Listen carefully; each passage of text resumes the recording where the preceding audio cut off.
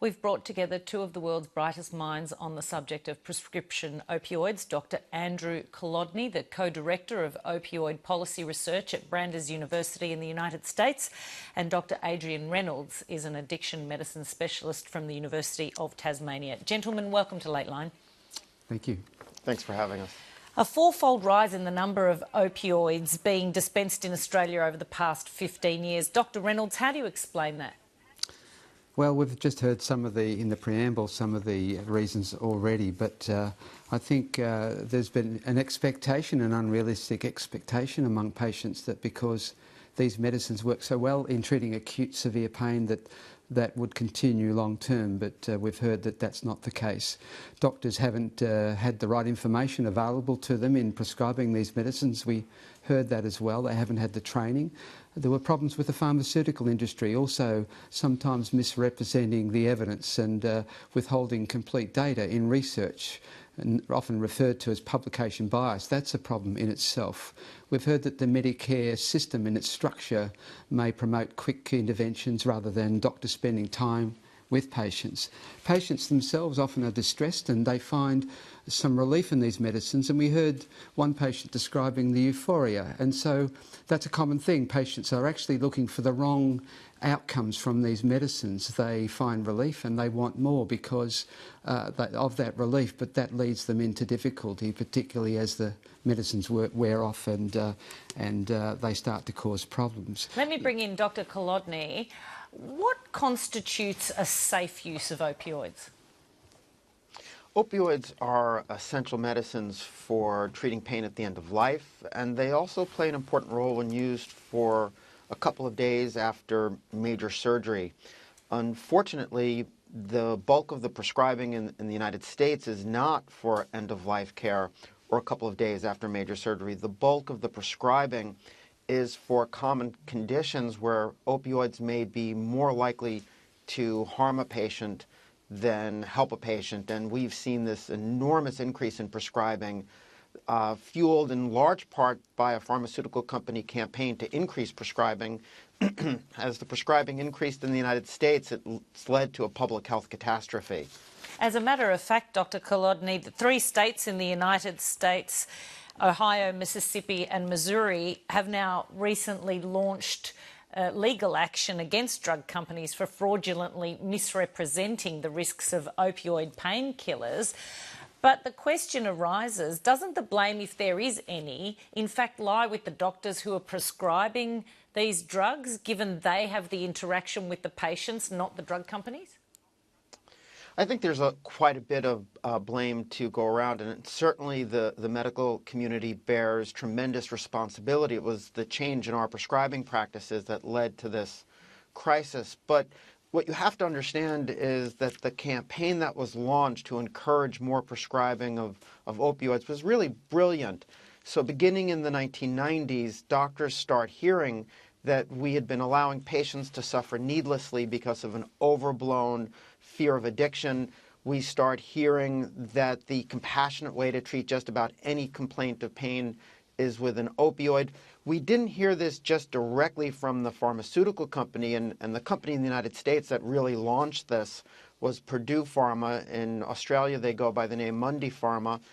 We didn't hear it just directly from the drug company. We started hearing it from pain specialists eminent in the field of pain medicine. We started hearing it from our professional societies, from our hospitals, from state medical boards, which are supposed to regulate doctors, protect the public from reckless prescribing. From every different direction, we started hearing that if you're an enlightened, caring provider in the know, you'll be different from those stingy doctors of the past that have been under-prescribing and letting patients suffer. You'll understand that opioids very rarely ever cause addiction in patients who take them as prescribed, and so that the proper way to treat pain is with an opioid. And as we responded to this campaign, it led to this catastrophe. Dr. Reynolds, is it only a matter of time before we see similar legal action in Australia, do you think?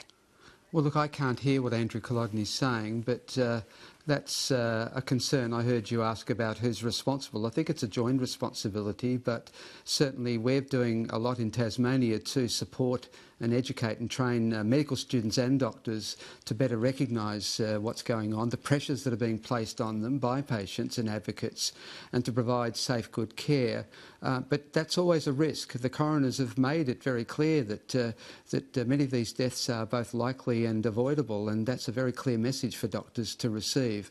But we do need to build systems that support doctors to make better decisions and support them in that. Well, as a matter of fact, in Tierney's story, we just saw the man whose daughter died 2 years ago poses a relevant and poignant question when he asks, why wasn't there a system of drug monitoring in place that tracks a patient's drug prescriptions by all doctors, therefore allowing the identification of potential problems before they become fatal? Well, it's a very good point, and Tasmania has led the country in establishing just such a system, and it's now being made available through the Commonwealth Government to all the states and territories, and we're trusting in the near future the states and territories will establish this same system and join up in a national system that would allow doctors and pharmacists to monitor prescriptions at the point of prescribing and dispensing, and with that information avoid some of this harm. Dr Reynolds, I understand though that in Tasmania, where this has been introduced, it's not compulsory for doctors to participate. No, it's not. Look, we'd see it's a tool, and we'd see it like using a blood sugar levels for monitoring the treatment of diabetes. So we're teaching that it's something that a doctor should automatically look at, and it's very quick and easy to look at when you've got the patient in front of you as part of your information gathering, so you can make quality decisions. We don't think necessarily mandating it in the first instance is the best way to go. What we wanted to promote is the quality use of medicines, and we want to promote good, safe medical practice. And so that's our emphasis at this point in time. Dr Kolodny, what sort of regulations have been passed in the United States or are under consideration that might address this issue? We're just now seeing policymakers in the United States respond to the problem appropriately. The opioid crisis in the U.S. began around 20 years ago as the prescribing increased, but for many years the problem was misframed for policymakers. What government officials were hearing, and mainly from pain organizations that were getting money from pharmaceutical companies that make opioids, what they were hearing was that all of the harms, the overdoses, that they were all limited to so-called drug abusers, and that pain patients were being helped by the increase in prescribing.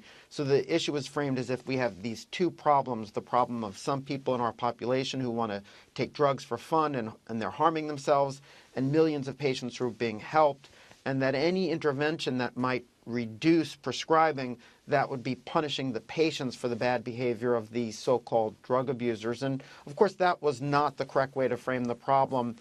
There are millions of patients who've become addicted, and it's not true that the harms were limited to so-called drug abusers. Millions of patients have become addicted, and thousands have lost their lives to overdoses. These are not good medicines for daily long-term use. So just now, we're starting to see policymakers recognize that overprescribing has been fueling the problem, and they're beginning to respond appropriately. For example, we have prescription drug monitoring programs in many states in the U.S., but they haven't been used.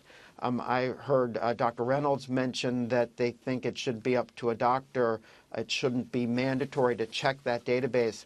In the U.S. and states where it's not mandatory, there's very little utilization. Doctors that aren't forced to use the tool before writing a prescription very rarely use it. Unfortunately, many doctors think they can look at a patient and tell who might have a drug problem. They have a notion in their mind of what an addict may look like, and in their mind it doesn't look like the patients they know and like.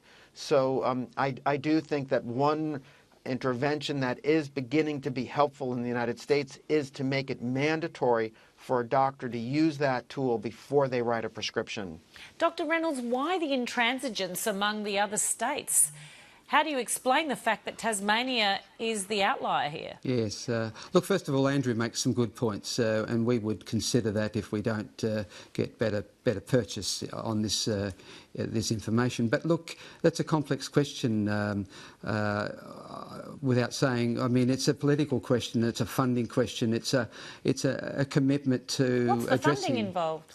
Well, in Tasmania's state case, we did it on a rather small budget in developing this tool, this electronic database, and made it available to the other states and territories through the Commonwealth. It wouldn't be an unsubstantial amount, but it wouldn't be the payback would be more than adequate to compensate states for their investments. We believe in this approach. So I think it's partly really, I don't think funding is absolutely the critical area, it's buy-in and understanding what this tool, and it is a tool. We also need to train doctors and we need to communicate with the community as well so they understand the limitations of these medicines. So there's a range of things we really need to do. It's not a one solution will solve the whole problem. And briefly, Dr. Kolodny, to conclude, what's your view on the prospects for this court action, assuming it's going to be quite significant? Well, the litigation against pharmaceutical companies that make opioids that we're now seeing happen in the United States, and several states and counties across the country are filing these lawsuits, are very important for two reasons. The first reason is that these municipalities have a very expensive problem to deal with. Treating addiction is very expensive. Infants who are winding up in the hospital much longer than they should be because they're born opioid dependent is expensive. We now have an outbreak of injection-related infectious diseases like hepatitis, which are expensive to treat. And so these municipalities need the money to tackle this problem, and it does make sense for them to look at the corporations that created this mess for the funding to help clean it up. But this litigation is also important because the opioid manufacturers are continuing to promote opioids for common conditions where use is not safe or even effective. And so to try and get these companies to stop their aggressive promotion, I think this litigation will be very helpful. Dr. Kolodny, Dr. Reynolds, really appreciate your time. Thank you. Thank you very much.